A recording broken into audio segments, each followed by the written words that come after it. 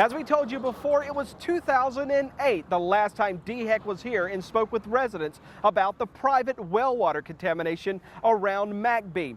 And for the hundreds of private well owners who are still using that water today, they have no idea what their contamination levels are now.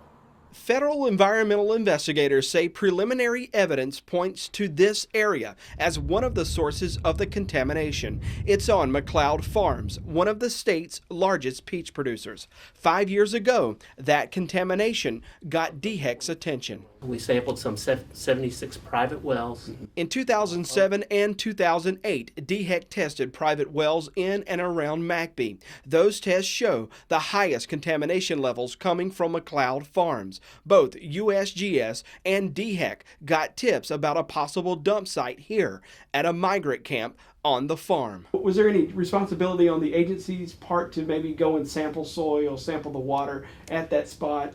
Or was a visual inspection enough? As far as again, this is all part of the process, looking at it, and if the data shows that there appears to be something there, then I think yes, we will go back. We'll spend a whole lot more time in that area as well as maybe other areas. 4 years later, DHEC hasn't been back here to the migrant camp or to any other private well around Mcbee to check and see how high those contamination levels may have climbed. But since our reports aired 2 weeks ago, DHEC's been back to Mcbee. The agency tells me they've gotten 3 phone calls from 3 different private well owners asking DHEC to check the contamination levels in their private wells. The agency is currently awaiting those test results. This is just one of the wells we sampled.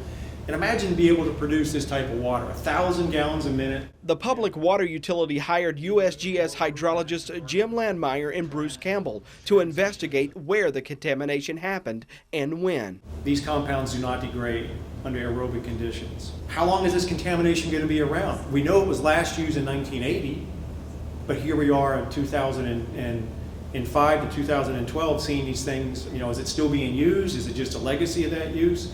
The USGS could be closing in on a possible source. This is what the model results look like. So it looks like there's something going on in this area. This area is the Peach Farms migrant camp where the well sits with the chemical contamination level at 400 times the EPA limit, the highest levels anywhere around. In 2008, DHEC told private well owners their options were to either connect to the county water utility. This is the filter that we've installed on our pump. Or install filters on their private wells. Now, many well owners we spoke with say they feel like DHEC's forgotten the problems with the Mcbee water supply. What can you tell folks over there though who may be sitting back saying, why isn't DHEC here cleaning this up, finding out who's responsible? What could you tell them to help them understand why that hasn't happened? I think we kind of have to wait and see what kind of information is going to be coming in from the work that USGS has been doing as far as that, and it may lead to